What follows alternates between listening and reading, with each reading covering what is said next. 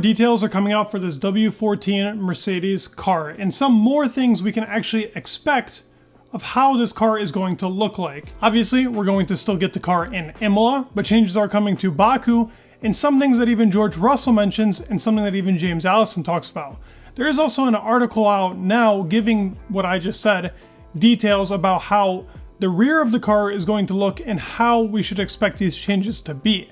Obviously, the side pods is the biggest thing being talked about, but essentially where the biggest downforce comes from is the floor. What the key thing is for every single car is the front of the car, the front wing and how the rear wing work together with the suspension. Suspension is another big thing, and actually that is getting changed now in Baku. Before it was mentioned how the Red Bull actually has this like insane suspension as to how their car can be stopping so quickly. Something Mercedes actually found out about how they went down really essentially a dead end is in the way that the suspension works, but also where their car's ride height actually is.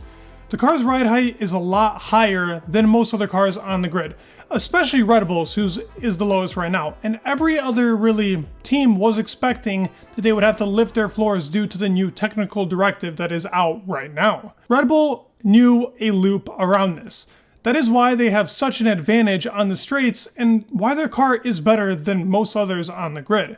The only other car to kind of compete with it in the corners is the Aston Martin. And actually the Mercedes in Australia actually seemed pretty competitive, especially in Sector 1 and in Sector 3 against the Red Bull. But the tire graining was bad and they had a lot of chances to actually be able to keep up with Red Bull because they didn't have those advantages and their strengths didn't look as big. But now the W14 is going down a route to where it won't have to be so worried about tire graining, but also where they can actually lower their car big time by the way that the actual front wing and the rear wing are going to now act with each other. I mean, on screen you have a comparison of the three front wings. And the biggest thing you can notice is that the front wing for the Mercedes is probably the biggest one. It's got the most flaps on it, and you can tell that they do need more downforce with this no side pod concept. The way that they tried making the floor was having the air go through it to essentially pick up its straight line speed. They were also probably expecting to have probably the quickest engine on the grid, but that isn't the case right now. Their front wing and their rear wing is probably the biggest on the grid and looks a bit different. Now putting it up on the screen, the three main really rear wings, yet again, the Mercedes is the biggest rear wing and causes the most amount of drag, and also has the least amount of DRS efficiency. Before I get even more into depth about this W14, I just want to say thank you all so much for supporting the channel. It genuinely means the world to me. You guys are the best, and I love you guys for supporting. Thank you so much for the support. If you're not subscribed, please do. Leave a like on the video, whether you are or aren't, and make sure to comment. Hit that notification bell as well. Let's get back into this Mercedes video. Okay, talking even more into depth about this. The article that I was actually mentioning earlier, let's talk about it. It talked about really the car is not gaining the performance that it wants, and really I already talked about the dead end, and Toto has talked about the dead end with the W14 concept that is out right now, the no side pod one. But the one that they're actually changing it to where the rear wing will be a lot more important, and it won't have to be such a big rear wing to where it has to have so much downforce on the rear wing and it's causing so much drag for the car to actually be properly balanced. The front wing and the rear wing, they're just such big factors of their drag that it's something that will have to be changed with this new concept coming. Obviously the underfloor we will not be seeing, but the importance of the underfloor is already being changed and little parts are being added and will be added from Baku, Miami, and Imola. Toto even talked about how this sprint weekend could cause a little bit of trouble because of how the actual format is. They're afraid that the car could actually take a crash. Now there's two races. They're not really worried about the qualifying, but more of the races. I would actually think both, because in qualifying is when your car is going at its fastest rate, and that's where I think most drivers make their mistakes. But hey, maybe I'm wrong, because in the race you get a lot more drivers, so more of a chance to crash. But I understand the worries from Toto. They say there are parts coming to Baku, especially for the suspension. Suspension is a big thing being talked about, and a lot of people are mentioning that the actual front suspension of the car is where the key really is. And while I do believe that, I do believe that also the rear suspension has to be changed and made differently to really perform a lot better with this Red Bull car. I think that the whole flow of the W14 is a bit messed up, and the reason why we're not getting that full potential. The front suspension will be able to bring the car a lot lower and have a lot lower ride height, which is right now the most important part for the new concept coming out. The Red Bull, as shown in this picture with the Aston Martin, is a lot lower. And Aston Martin is another car that actually can ride the curbs just as well as the Red Bull, meaning that Aston Martin has a lot more performance to gain, but the W14 being as close as it actually is with Aston Martin and still having a ride height that's even higher than it means that there's so much more performance to be gained. That's the exciting part with Mercedes and something that I don't really see with any other team. There's so much more potential to be extracted from this car and really any new concept we're going to get that it could be a big battle at the end. Now, a lot of people are also saying, and something that I kind of believe in, but you know what? I'd like to have some hope. James Allison's really effect into the team will probably come into 2024.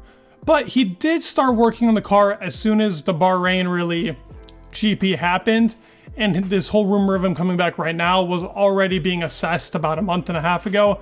So I do believe he has a lot more influence on this car now than he did before, but that doesn't necessarily mean that we're going to get a 2023 spec up until the very end of the year with a James Allison effect. I mean, the gladiator of Mercedes won't have that effect till the end.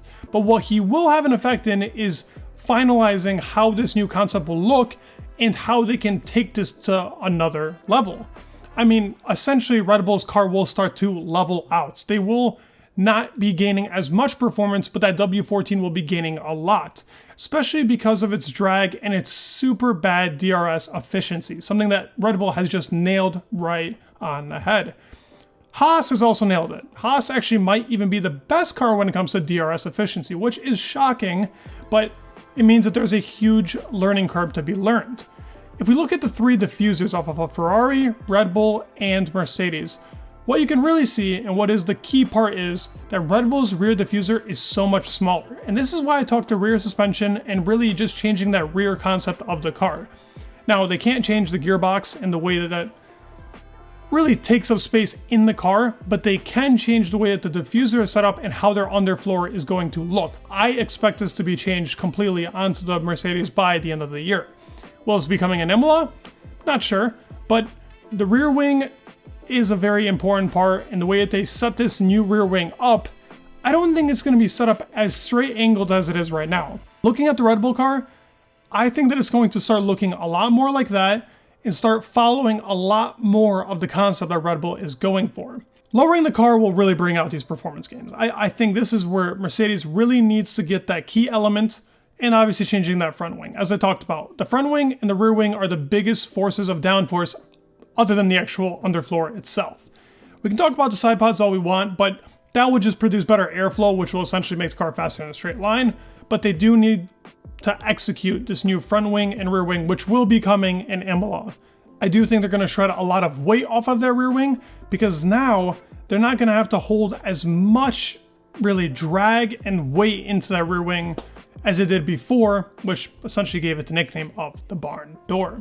They will have a lot bigger window for its setup, which is already being found in the Mercedes camp, and with this new concept coming, they will have a lot bigger of a setup window, and more races will be really favorable for them, rather than last year where they only had like 3 or 4 races where the car was actually able to extract its full potential. It is very important that in Baku and Miami they pick up a lot of data, so that in Imola the real big upgrades coming for the car work in unison. I'm excited to see how this actually looks like for the team, and I'm excited to see if they're able to bring a competitive car. I do expect it, and I think we're going to get a very thrilling Baku, Miami, and Imola. Let me know your guys' thoughts down below. Do you guys believe what is really being talked about in the articles and rumors to be true, or is it just false hope? Please leave a like, subscribe, it would mean the world, and peace.